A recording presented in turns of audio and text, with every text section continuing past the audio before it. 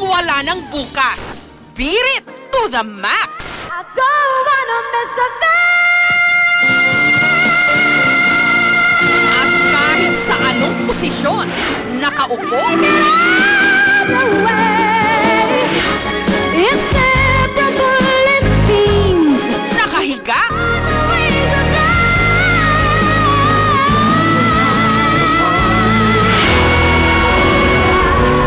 sa tuktok ng building,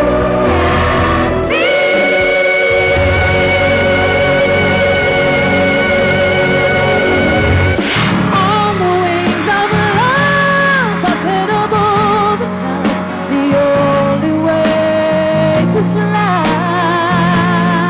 kahit nakabitin pa, On the wings of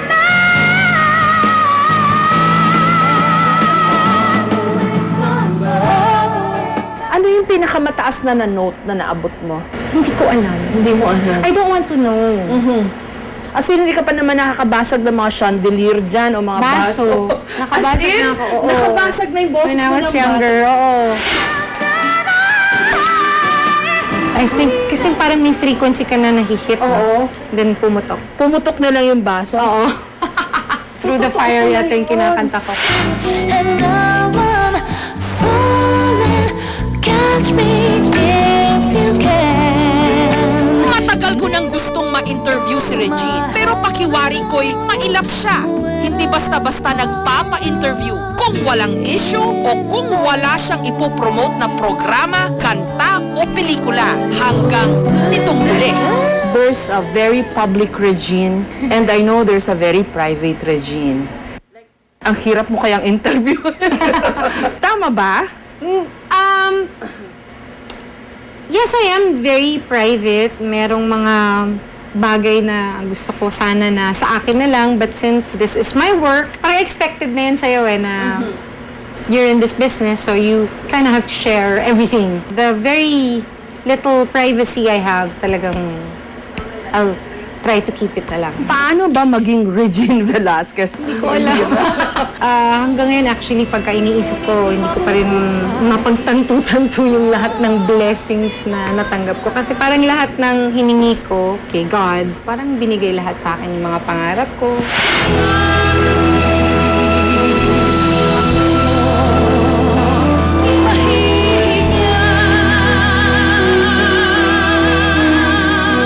Alam na ng publiko kung paano si Chona Velasquez ay naging si Regine Velasquez. Mula sa paglublob sa kanya sa drum o sa dagat ng kanyang ama upang patibayin ang kanyang lalamunan. Talagang tinrain ko siya kumanta sa dagat. Almost daily. Kasi mahilig siya mag-swimming. Hindi ko muna siya pinakakanta. Pinababayaan ko muna mapagod siya sa paglalaro. Kasi yung training niya parang laro lang sa kanya. Sa pagsali niya sa mga amateur singing contest hanggang sa pagkakadiskubre sa kanya sa telebisyon. Ang minamahal ko pong mama at papa, si Mami V at si Mang Jerry. Kung paano niya naiahon ang kanyang pamilya mula sa kahirapan at kung paano siya napunta sa limelight na hanay sa pinakamalalaking pangalan sa showbiz.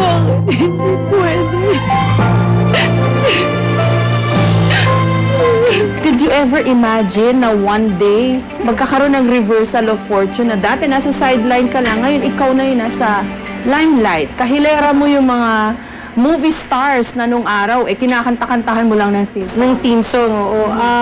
The very first time na nangyari yun sa akin, parang ang weird ng feeling. Kasi sanay nga lang ako na kumakanta ako ng team song. Tapos ngayon, ako na yung nandun, ako na yung papanoorin. Nakaka-nervyos, pero nakakatuwa, masarap din yung feeling. Ilan sa mga pinagkakautangan daw niya ng loob ang kanyang manager ng mahabang panahon, si Ronnie Henares, si Pilita Corrales, si Bert Tawa Marcelo, gayon din ang mga artistang sina Cool Ledesma, Pops Fernandez, Martin Rivera at Gary Valenciano. Kung nasan man ako ngayon, pagka binibigyan ako ng pagkakataon na makatulong din sa ibang artist, talagang I really do my very best to help Kasi parang, di ba, paying it forward, parang ganun. Kasi when I was starting, a lot of people helped me out talaga.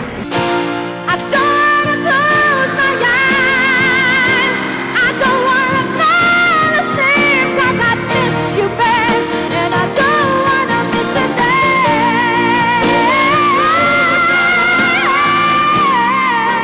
Matagal ng marka ng mga Pilipinong mang-aawit ang pagbirit. Don't wanna miss a day.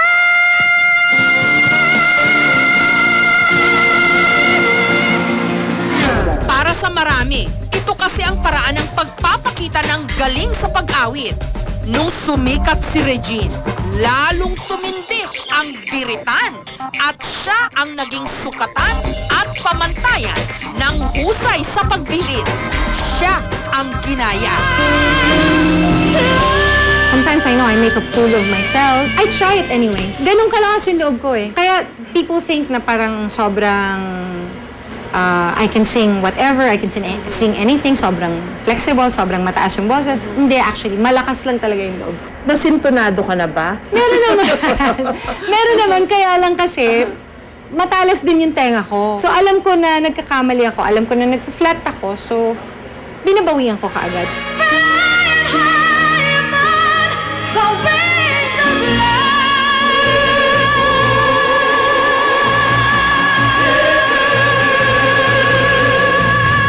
Pero bakit nga ba birit? Doon ka nakilala. Some people have an issue with birit. When I came out, no one was singing like that actually.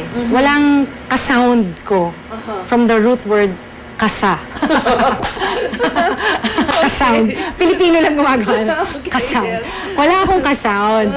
Pero saktong-sakto, dumating si Whitney Houston. Tapos dumating din si Mariah Carey. So saktong-sakto yung pasok ko na ganun yung mga tipo ng songs na ginagawa ko. So, alam ko na may mga tao na hindi nila masyadong feel yung mga ganong klaseng pagkanta. Kaya ko rin namang kumanta ng hindi ako masyadong bumibirit. Actually, lately, naaral ko na nga gawin yun eh. Kasi nga, kahit ako, napapagod na rin ako na lagi akong bumibirit. Kaya lang, pagka nasa stage ka na, hindi ko alam eh. Minsan kahit bahay kubo yata kantahin ko, papahirapin ko. At saka hinahanap yun sa'yo, di ba? Hindi kasi nai-excite ako. Yung parang, Talaga? pag mababa yung kanta ko, I'm bored. Sa totoo lang siya yung original na birit queen para sa akin. No? First time ko siya nakita dun sa Bagong Kampiyon. Very wave-like kasi super ang payat-payat niya. Hindi ko nga maintindihan saan nagagaling yung boses niya noon eh.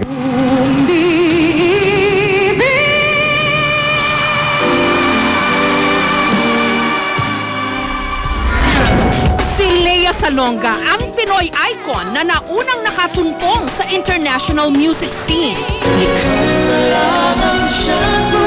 Pero dito sa Pilipinas, si Regine ang music icon na umusbong. Tinanong ko si Regine kung hindi ba siya nanghihinayang sa oportunidad na makilala din abroad. I also tried naman. I went to the States, I met some people, but it's really not for me. Kasi that means, parang starting from scratch. Syempre meron na akong nakasanayan na, kumbaga kahit papano nakikilala na ako dito, hindi ko na kayang i-give up yon. Plus, my family's here.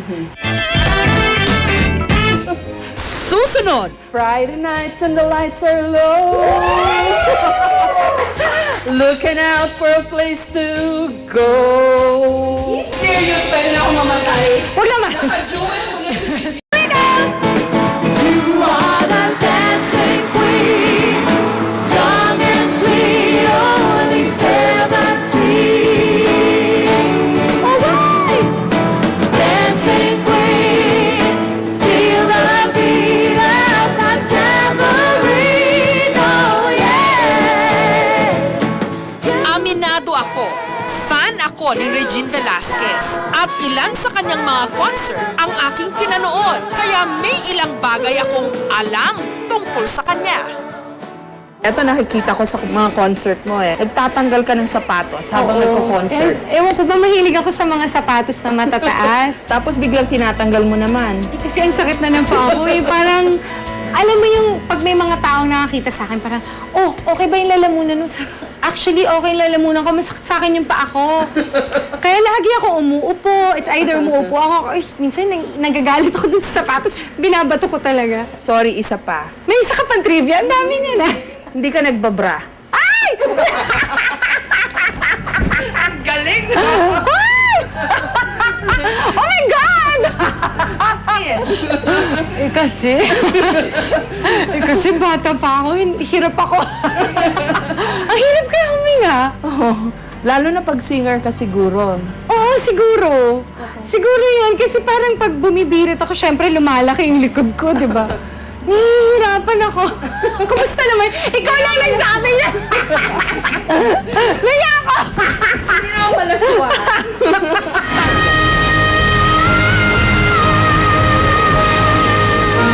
Diva ang nakagawian ng tawag sa mga sikat na mga awit na nakarating na sa mataas na estado.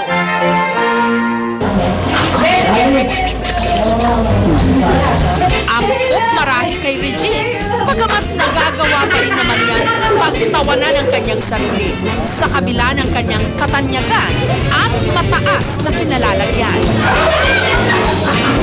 Pag nandun ka sa stage, maraming tao, pinapalakpakan ka, anong nagagawa nun sa'yo? Umpisa kasi syempre parang kinakabahan ka eh. Pero once nandun ka na, namanta ka na ng isang linya, pinalakpakan ka na, wala na lahat yon. Kung meron ka mang dinadalang problema, kung feeling mo hindi ka masyadong kagandahan that night, wala na lahat yon. Pero anong tingin mo sa sarili mo? Pagka nag-internalize ka at you try to get a mental picture of who you are at kung saan ka nakarating, ano yung lumalabas na image? Mabait akong anak. I want for you to know that I am very proud to be your daughter. And I thank God. I love you, Mama. I love you, Papa. The song is for both of you. Importante yun sa akin. Tsaka mabait akong kapatid. Yung ibang mga bagay, okay na yun sa akin. Hindi yun kasing importante nung pagkakakilala ko sa sarili ko na, nice, kamusta naiiyak ako? Na ang alam ko, mabuti naman akong tao. So, okay na yun. Nagpapasalamat ako sa iyo dahil muli akong lumigaya. O, hinanda ko na sarili ko eh. Di ba? Ito mo, hindi ko iniwan yung panyo ko eh. Itong pag-ibig na alay sa'yo. At ngayon, ikakasal na siya matapos ang mahaba-habang panahong paghihintay. Ang songbird at ang songwriter na si Ogie Alcacid. You may now kiss the bride. Habang buhay ng magjujuwet. It's been a long, long journey sa Has love been. life mo. Yes. So, eto na yun. I'm so happy. 1 month na lang actually. So, I really can't wait to start my life with Ogie. Although, meron akong chismis sa'yo. Ano? We've been living together. We've been living naman together. So, medyo hindi na ako nasya-shock doon. Sa pagkatao niya, medyo kilala ko na siya.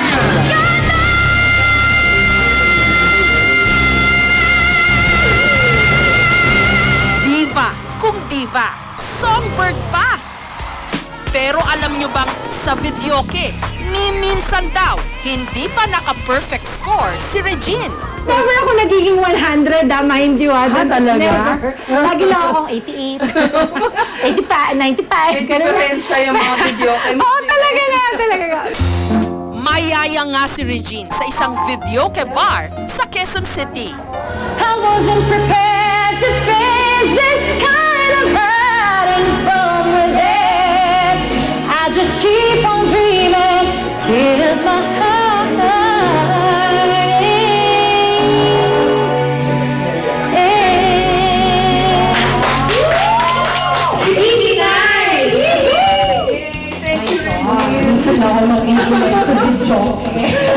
Hindi na ako makakonsentrate. Tignan ako pa. At syempre, Hindi ko palalagpasin ang matagal ko nang pinapangarap. Ang makasabay sa kantahan, ang songbird ng Pilipinas. See that girl, watch that scene, digging the dancing queen. Okay, ako na lang to, madali-dali pa. Friday nights and the lights are low. Looking out for a place to go. Where they play the right music, getting in the swing. You come to look for a king.